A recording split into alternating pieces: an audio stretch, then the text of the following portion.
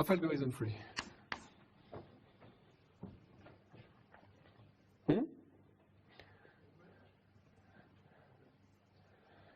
Yeah, so yes, it's the average, yes. That is to say that, again, we just use the same trick. We use the linearity of expectation of the probability that Cj equals 1. Okay? And now what is this probability?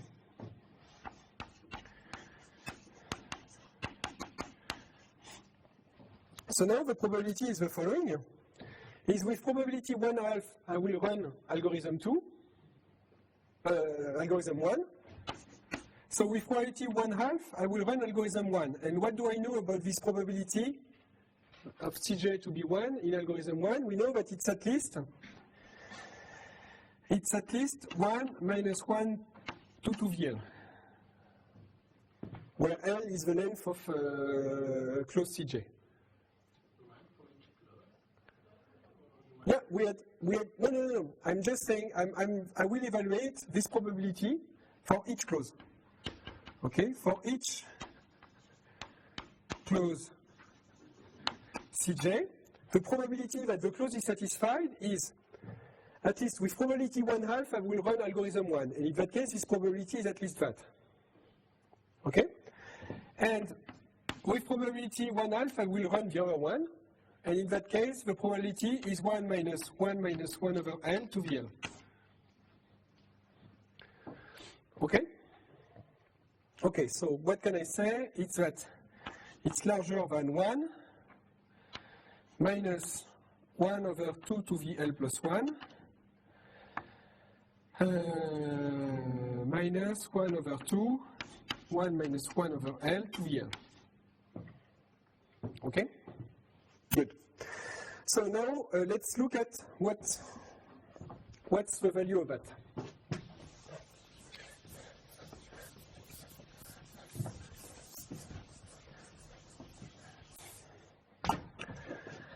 What's the value of that? Alors, for L equals 1, it's 1 minus 1 over 4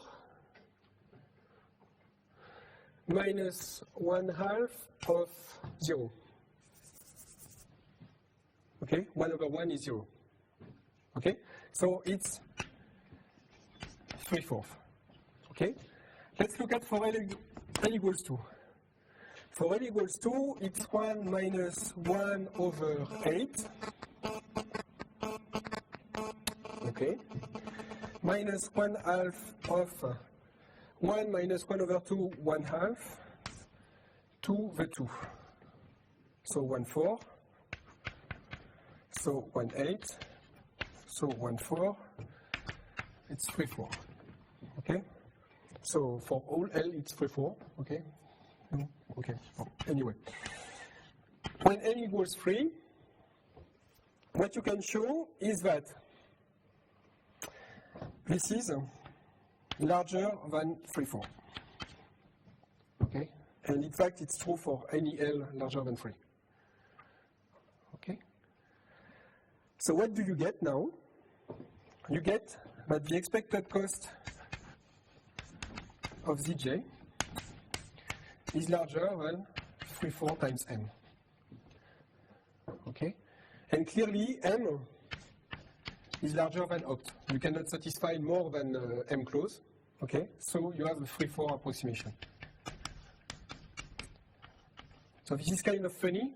You combine two algorithms that are not that good, and you get a better one. Okay, on expectation.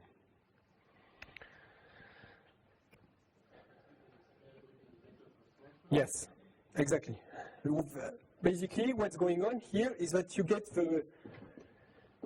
you take the average of the two competitive ratio for each clause, okay? And since this term is large when this one is slow and the contrary, then you get a better ratio on expectation.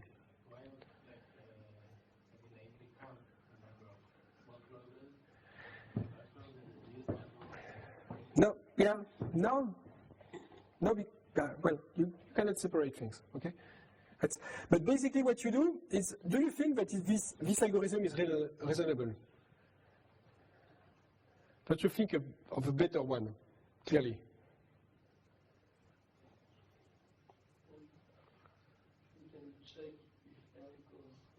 No, something simple, okay? Why would you run with probability 1/2 the first one and probability 1/2 the other one? Yes? Yeah, definitely. That's what we should do, okay? We run algorithm 1 and we run algorithm 2. Both of them are polynomial time, we take the best. The max of the two is clearly better than the average of the two, okay? So it's better, okay?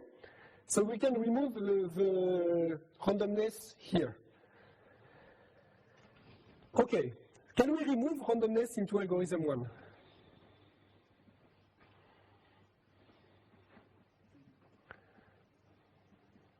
Can you think about it? Okay, let's think about it. In algorithm 1, what do? We just choose randomly the value of each variable. Okay, is it really the best thing that we want to do? The best thing would be, instead of choosing randomly the value of x1, that is to say independently of the others, we should definitely choose the best random choice. It would be much better. So what do I mean by the best random choice?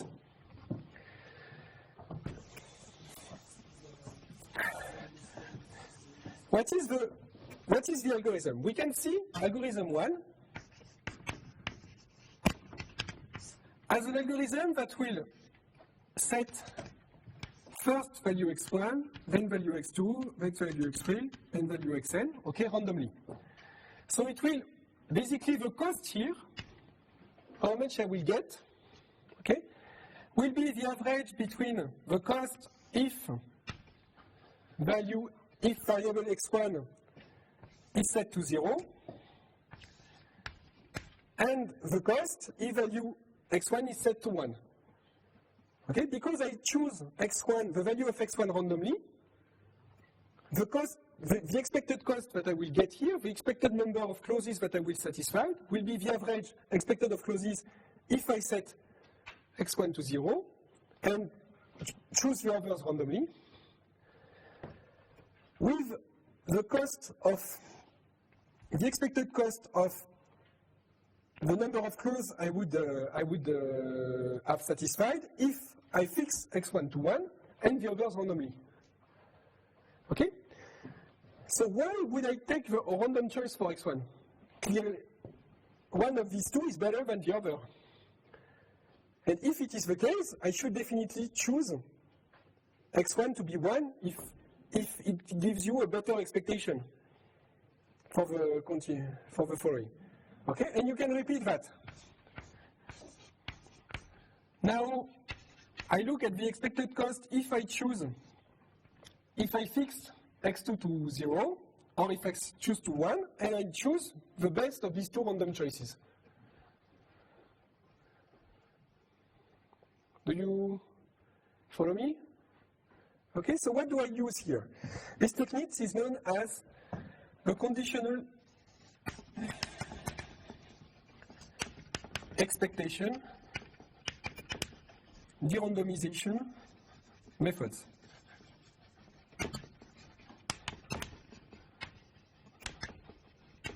Okay, so we use the conditional expectation. So if we are in a setting where we can evaluate the conditional expectation in polynomial time, then we can derandomize with the random choices. Okay, and we will take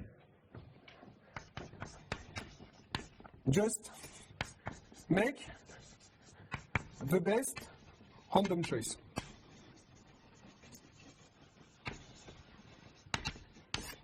Okay, that's the spirit of it. Okay, we have two random choice possible. I will do the best random choice. So the question is, how do I do that?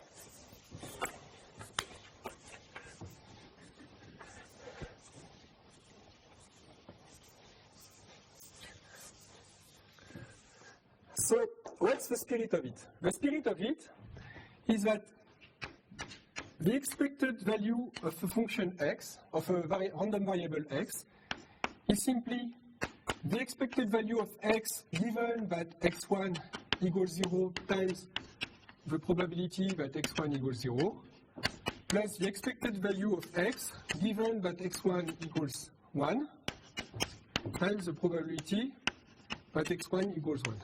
Okay? This is simply because these two events are disjoint and cover all the space. Okay, so what does this mean? This means that this is an average of the conditional expectation. 1 or 0. 1. x1 equals a, with a in 0, 1. Okay? So, what does this mean? This means that the expected value here is an average of this expected conditional expectation. Okay? So clearly, this is less than the max over A of this conditional expectation. Okay? So if I fix x1 to be the one that maximizes this value, then the expected value for my algorithm can only increase. So it's better to do so. Okay? So now, in order to de-randomize my algorithm, my random choice algorithm, the only thing I need to know is to design a polynomial time algorithm to compute this expected cost, this conditional expectation. Okay? So, how do we compute this conditional expectation? Exactly. That's easy.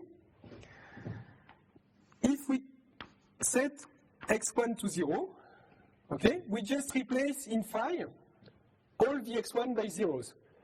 We get a new function which we will not f0, phi 0, which only depends of x2 and xn. Okay? When I set x1 to 1, I get another formula phi 1 that only depends on x2, xn. Okay? Now what do I need to know? I need to compute the expected number of clauses that will be satisfied by my algorithm with phi 0. And this is definitely easy because we did it exactly before.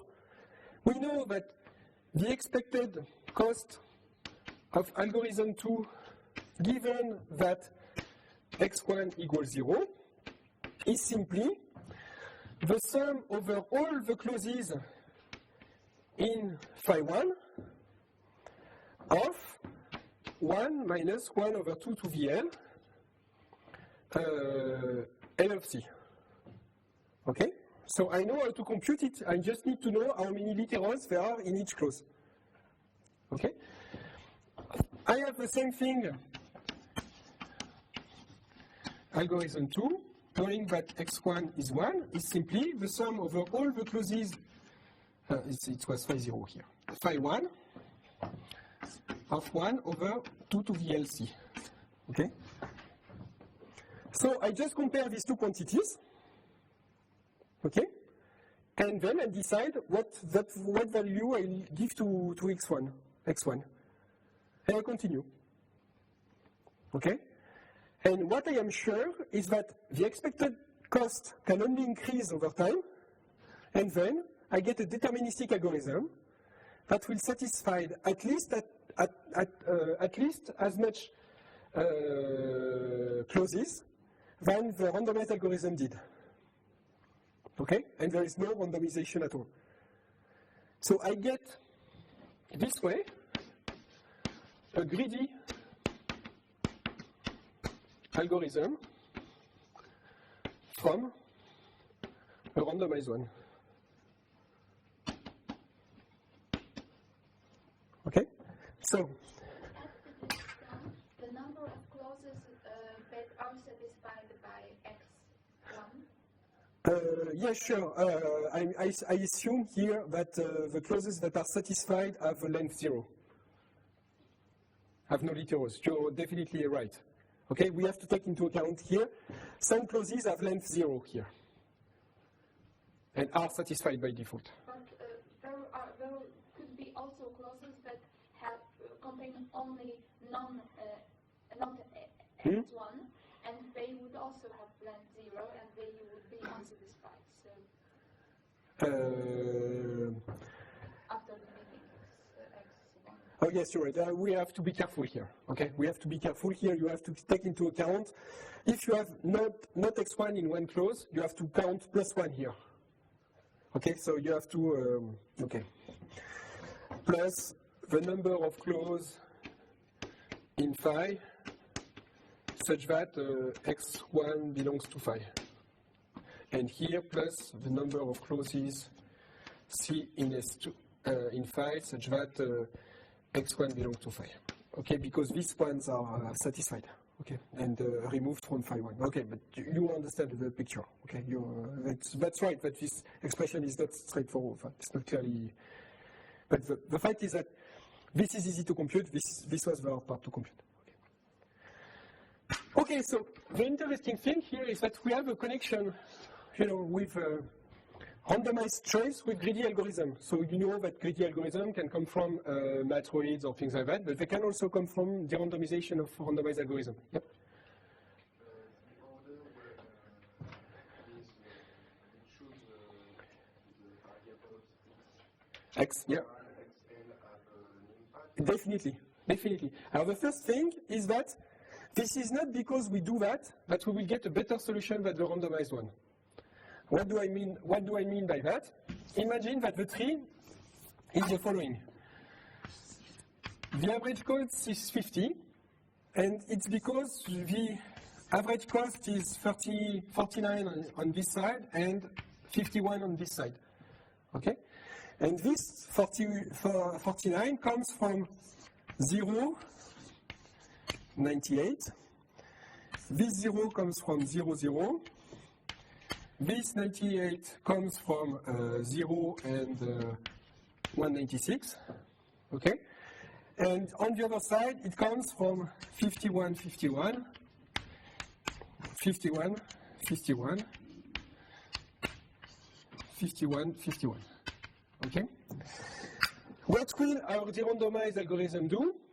It will just go, okay, the expected value is 50. If I set it to 0, my expected cost will go to 49, and if I set it to 1, it will go to 51. So I choose this one. And then whatever choice I make, I get to 51, okay? You see that you don't get the optimum value, which is there. Okay, so there is no miracle. Clearly, if we would have started with this value, maybe we would have got the optimum one, but there is no guarantee. Okay, but clearly the order has an importance, but if you want to try all the orders, it's n factorial, so it's even worse than 2 to the n. Okay? Good. So the question is, can we derandomize by the same mean algorithm 2?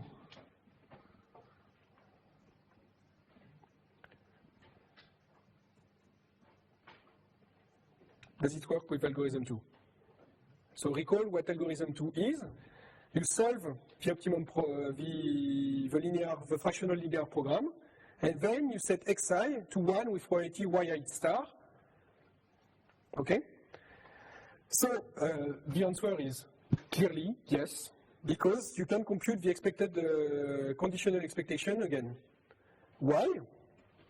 We do exactly the same thing. We can set x1